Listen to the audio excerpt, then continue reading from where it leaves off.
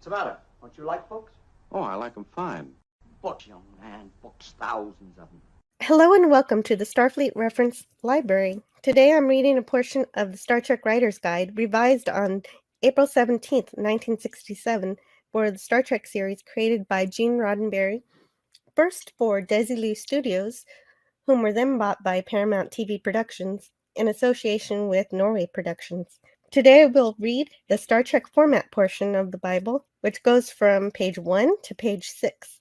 I will be interrupting the text with minor commentary to make the reading of the material fall under fair use, hopefully. I will begin text when I am reading from what is called the Star Trek Bible and announce pause text when I am making commentary. To access the text without commentary, please reference the link to the Writer's Guide, which I will provide in the description below. Thank you, and let's begin. Before I begin, let me just say how happy I am that Gene begins with a pop quiz. That is marvelous. The multiple choice questions are not labeled, so I will refer to them as option 1, 2, 3, and 4 respectfully. Can you find the major Star Trek error in the following teaser from a story outline?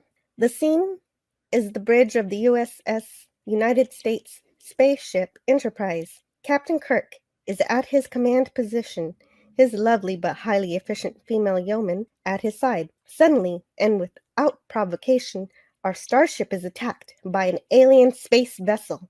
We try to warn the alien vessel off, but it ignores us and begins loosening bolts of photon energy plasma at us. The alien's vessel attack begins to weaken our deflectors. Mr. Spock reports to Captain Kirk that the next enemy bolt will probably break through and destroy the Enterprise.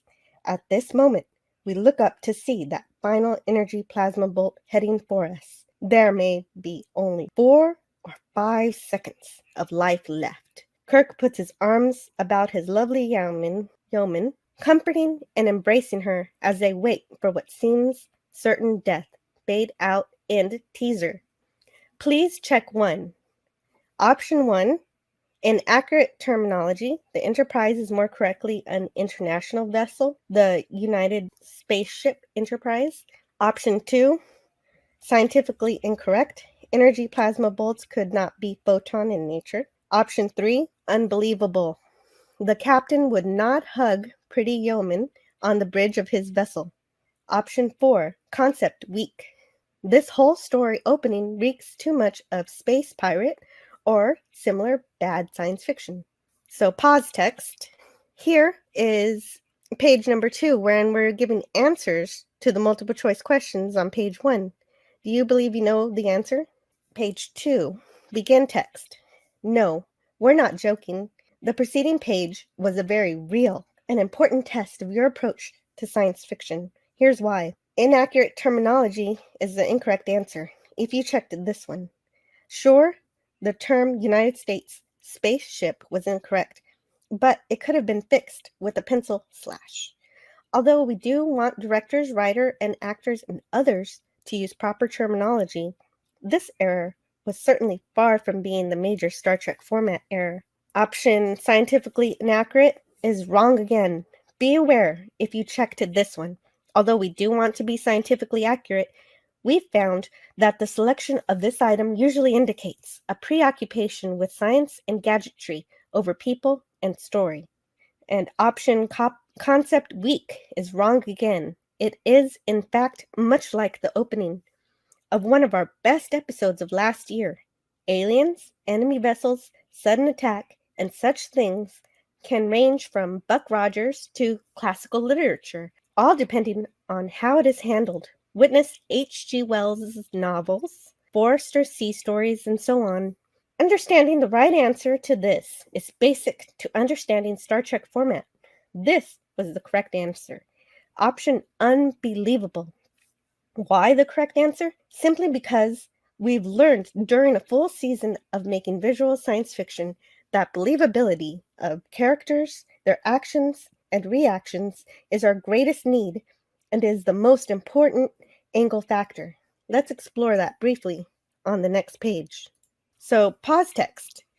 The real answer was that it was unbelievable. Because what is important as a science consultant on Star Trek is a military consultant. If you do not understand or respect the reality of military structure, chain of command, and the seriousness of professionalism in a life-threatening situation, then you have no business making Star Trek. Page number 3 further explains. Begin text. Now try again. Same basic story situation, but against another background. The time is today. We're in Vietnam waters, aboard the Navy cruiser USS Detroit. Suddenly, an enemy gunboat heads for us. Our guns are unable to stop it, and we realize it's a suicide attack with an atomic warhead. Total destruction of our vessel and all aboard appears probable. Would Captain E. L. Henderson, presently commanding the USS Detroit, turn and hug a comely female, wave, who happens to be on the ship's bridge? As simple as that. This is our standard test that has led to Star Trek believability. It also suggests much of what has been wrong in filmed science fiction of the past. No, Captain Henderson wouldn't. Not if he's the kind of captain we hope is commanding any naval vessel of ours.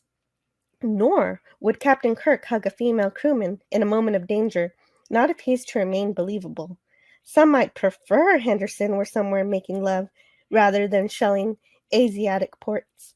But that is a whole different story for a whole different network, probably BBC. And so, in every scene of our Star Trek story, translate it into a real-life situation, or, sometimes is useful, try it in your mind as a scene in Gunsmoke, Naked City, or some similar show.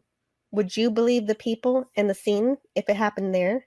If you're one of those who answered, the character acts that way because it's science fiction, don't call us. We'll call you. Pause text. Who would have guessed that science fiction fans want their genre taken seriously? Gene did, and that's how we were graced with Star Trek. Now, on page 4, we get the basic format, including the characters and basic mission. Begin text. The Star Trek format. A captain, Jim Kirk, a first officer, Mr. Spock, a group of regulars who make up our television family. Dr. McCoy, Scotty, Uhura, Sulu, Nurse Christine, and others as detailed later. Guest stars, if the story demands it, but with a story which also emphasizes our series leads. On a guest starship, a familiar television home base, the USS Enterprise, on patrol of a section of our galaxy. Our vessel represents Earth and the Federation, assisting colonists, aiding in scientific exploration, putting down conflicts, helping those in distress, regulating trade, engaging in diplomatic missions, and so on. Pause text. This is why it is so frustrating that writers of New Trek can't get it right, because it isn't that difficult. Here's page 5. Begin text. Yes, the Star Trek format is actually that simple. If you're a TV professional, you already know the following 7 rules. 1. Build your episode on an action-adventure framework. We must reach out, hold, and entertain a mass audience of some 20 million people, or we simply don't stay on the air. 2. Tell your story about people, not about science and gadgetry. Joe Friday doesn't stop to explain the mechanics of his 38 before he tries to use it. Kildare never did a monologue about the theory of aesthetics. Matt Dillon never identifies and discusses the breed of his horse before he rides off on it. 3. Keep in mind that science fiction is not a separate field of literature with rules of its own, but indeed needs the same ingredients as any story, including a jeopardy of some type to someone we learn to care about, climactic build, sound motivation, you know the list. 4. Then, with that firm foundation established, interweave in it any statement to be made about man, society, and so on. Yes, we want you to have something to say, but say it entertainingly, as you do on any other show. We don't need essays, however brilliant. 5. Remember that Star Trek is never fantasy. Whatever happens, no matter how unusual or bizarre, must have some basis in either fact or theory, and stay true to that premise. Don't give the enemy starflight capability and then have them engage our vessel with grappling hooks and drawn swords. 6. Don't try to tell a story about whole civilizations, we've never yet been able to get a usable story from a writer who begins, I see the strange civilization which... 6. Stop worrying about not being a scientist. How many cowboys, police officers, and doctors wrote westerns, detective, and hospital shows? Pause text. I love this page. It basically means to remember to make it fun. Number 2 says to make the story about people. And even though I love the science, I have to admit that the people do make the show. We don't only love it for the high concepts, but because of the dynamic and chemistry between Kirk, Spock, and McCoy. Number 3 is important to us for the big key word, which is literature. This show was written as science fiction literature turned into a teleplay for TV, which is largely a lost art today. I love also that it says science fiction needs the same beats as any genre. Number 4 says that you can have something to say, but essentially don't be a blowhard about it. What Star Trek does the best is to get you thinking about the morality without forcing you into a corner on what to think as someone would when giving you their essay on the matter. And if number 2 was disappointing me in putting people before science, I didn't need to worry about it because it's right here on number 5. Ideally, and this isn't always followed, even by real Star Trek, but Star Trek shouldn't be fantasy. No matter how weird it gets, it needs to have a foundation of fact or theory. My favorite part of number 5 is that you don't want to give an enemy starflight ability and then have them draw a sword. For a second I was thinking about Klingons, but even they know when to bring a disruptor to a fight. And they certainly do not have torches on that ship, not mentioning that abomination. That is another story. Number 6 says never to tell a story about an entire civilization. I never heard of that one before. I think this one is broken quite often. I'm not sure about the intricacies of following this particular one. If anybody knows about that, I'd like to hear more. I have seen many Trek episodes where an entire planet represents either a single or a pair of civilizations undergoing something. I don't really see that as too much of a problem unless you are examining a civilization at the expense of creating characters. Number 7 says not to worry about not being a scientist, as writers of other fictions don't worry about having matching professions in those shows. And I agree with that. You just need to respect the science and the military. You don't actually need to be experts yourselves. That is what the science and military consultants are for. Begin page 6. Begin text. The Star Trek script format. The teaser. We open with action, always establishing a strong jeopardy, need, or other hook. It is not necessary to establish all the backstory in the teaser. Instead, we tantalize the audience with a promise of excitement to come. For example, it can be as simple as everyone tense on the bridge, hunting down a marauding enemy ship. Then, a tale-telling blip is sighted on the screen, and the captain orders, all hands to battle stations. Fade out. That's enough. The acts. 4 acts. Act 1 usually begins with Captain's voiceover, Captain Kirk dictating his log. Necessary backstory should be laid in here, not in the teaser.